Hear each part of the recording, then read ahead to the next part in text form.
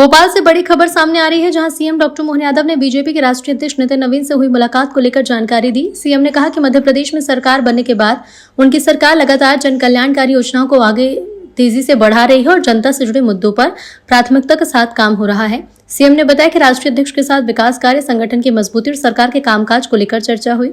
उन्होंने कहा कि पार्टी नेतृत्व ने प्रदेश सरकार के काम पर संतोष जताते हुए प्रसन्नता जताई है।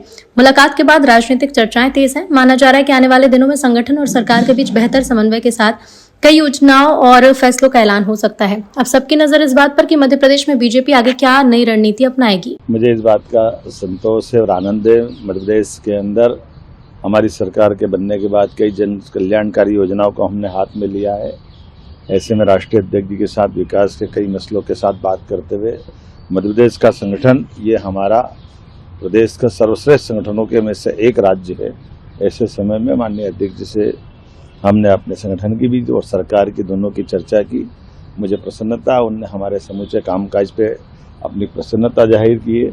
मैंने उनको निमंत्रण भी दिया कि हमारे मध्य प्रदेश में आप पधारें।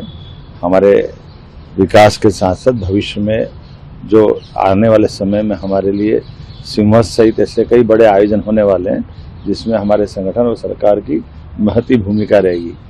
तो मुझे इस बात का भी संतोष है कि जब शिक्षा नीति 2020 की बात कहें तो ये मध्य प्रदेश सरकार में सबसे पहले लागू हुई और ऐसे में सांदीपनि विद्यालय ये पूरे देश में मॉडल के रूप में जाने जाएंगे।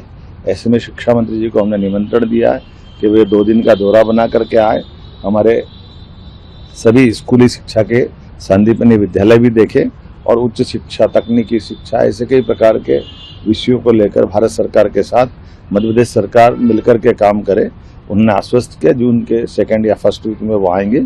उनके साथ हमारी उच्च शिक्षा की और स्कूल शिक्षा के सभी प्रकार के नए प्रयोग जितने चल रहे हैं उस पर हम काम करने के साथ हमारे यहाँ के युवाओं को इसका शिक्षा की गुणवत्ता का लाभ मिले, उनको रोजगार परक शिक्षा से परिचय हो और आधुनिक दृष्टिकोण से आज के समसामयिक विषयों में किस प्रकार से दक्ष करें लोगों को या युवाओं को, उस दिशा में हम काम करने के लिए भारत सरकार के साथ कदम से कदम मिला के चलना चाह रहे हैं।